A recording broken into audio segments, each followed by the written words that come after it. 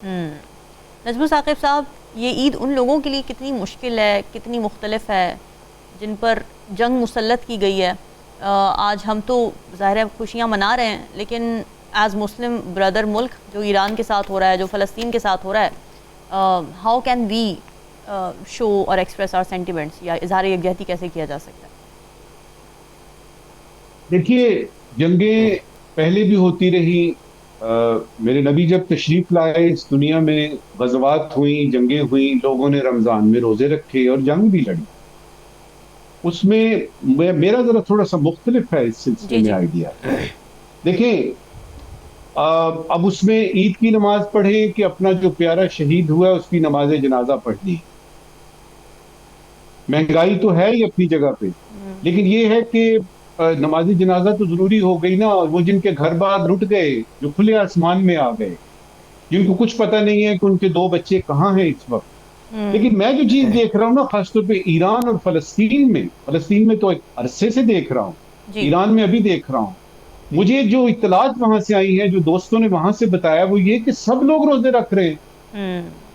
सब लोग रोजे रख रहे हैं और अब ज्यादा जोशो खरोश से रोजे रख रहे हैं कि रोजे की हालत में अगर मैं शहीद होता हूं तो मर्तबा बड़ा होता है। हम्म। मुझे तो किसी किस्म की कोई घबराहट नजर नहीं आ रही, मुझे तो किसी किस्म का दुख नजर नहीं आ रहा। मुझे तो नजर आ रही है स्ट्रगल। हम्म। मुझे तो नजर आ रही है कि उनकी आंखें रोशन हैं और उनको फतह नजर आ रही है। नस्रुम मिनल्लाह है, व फतहुन करीब की बात हो रही है। हम्म। ऐसे में आपको अपने दुख भूल जाते हैं। हम्म। तो मुझे तो कुछ करने की जरूरत नहीं है, मैं तो देख देख कर खुश हो रहा हूं। मुझे जो सूरत हाल नजर आ रही है कि आपने रमजान में वार कर दे, कि आपको ईद के एहतराम का नहीं पता, आपको मजहबी त्योहारों का कोई हिसाब किताब नहीं है। आप हम्म। प्रेसिडेंट ट्रंप हैं या आप यानी इसराइल हैं और नेतन्याहू हैं और आपको कुछ पता नहीं है। आपके अपने इकोनॉमिक और स्ट्रेटेजिक अजाइम हैं, होते रहे। हम्म। जिन पे आप जुल्म कर रहे हैं, जिन पे आपने जंग मुसल्लत की है, उनका हौसला देखिए। और ये देखिए कि वो निहत्ते हैं। कोई जनाजा होता है, लाखों के लोग जाते हैं, उनको पता है कि यहाँ पे बम फट सकता है, उनको पता है कि हो सकता है घर वापस जाएंगे कि नहीं। लेकिन दिल में जज्बा क्या है? हमारे मुल्क पे मुसीबत पड़ी है, मैंने ये देखना है कि मैं क्या कर सकता हूं। और अगर इसमें जान जाती है तो शहीद होऊंगा, जख्मी होता हूं तो गाजी होऊंगा। दोनों सूरतों में मेरी जीत है। तो मुझे तो किसी किस्म का कोई मसला नहीं है। मुझे सिर्फ ये है कि इसमें मुझे ईरान जीतता हुआ नजर आ रहा है। और यकीन कीजिएगा कि जितनी भी क्यादत आपकी राहबर से लेके अली, वो जो लारजानी है और उनके यानी बड़े बड़े लोग जो हैं वो शहीद हो रहे हैं, हम्म। आपने हौसले में कुछ मुतजलजिल होते हुए देखे? एक नहीं। जाता है दूसरा आ जाता है। सही बात। तो मुझे तो एक तरह का निशाते नौ नजर आ रही है। ये निशाते नौ है।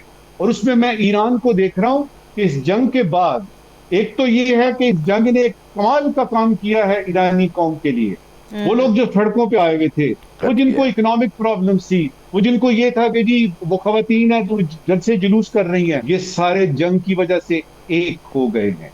और हम्म। एक होके अपने मुल्क को और अपनी रोशन तारीख को देख रहे हैं।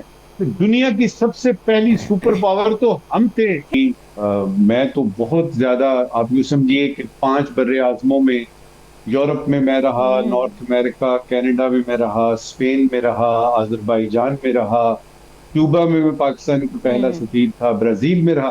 तो पूरी दुनिया तकरीबन जो है वो देखी। हम्म। अल्लाह ताला ने तौफीक दी और पाकिस्तान की खिदमत का मौका मिला।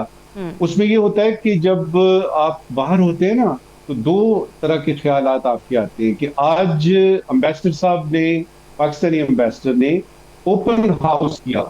अच्छा। उसमें ये होता है कि सफीर साहब जो है वो सुबह सवेरे नमाज के बाद से वो एक ओपन हाउस होता है। हम्म। उसमें मीठी चीजें पड़ी हैं, शीर खुरमा है, सवैयां हैं, पकौड़े हैं और बिस्किट्स हैं और इस तरह की चीजें, चाय कॉफी यानी शरबत वगैरह जो है वो सारा दिन चलता है।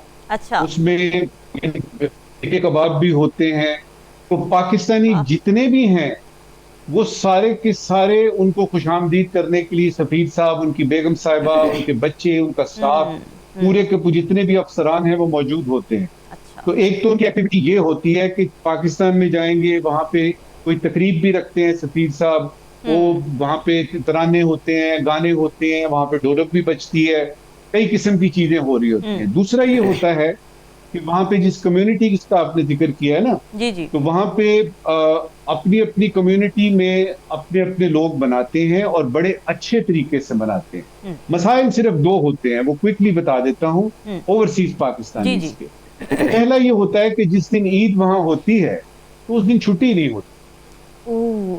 वहां पे अक्सर ममालिक ऐसे हैं जहाँ पे के इस्लाम यानी मुसलमान ममालिक नहीं है, मसलन आप इंग्लैंड में हैं या ठीक है। आप अमेरिका में हैं, कनाडा में हैं, साउथ अफ्रीका में हैं, वहां पे आपको छुट्टी लेनी पड़ती है ईद के लिए। अच्छा। और वो एक दो दिन जो है वो आपको महंगे भी पड़ते हैं। दूसरा ये है कि नॉस्टैल्जिया होता है। वो लोग जो 24-25 साल की उम्र में पाकिस्तान से बाहर गए हैं, अगर वो गांव से गए हैं तो उनको अपनी पिपली की छां याद आती है, वो आम का पेड़ याद आ रहा है, अम्मा याद आ रही है, अब्बा याद आ रहे हैं कि 12 साल हो गए हैं अपने गांव नहीं गए।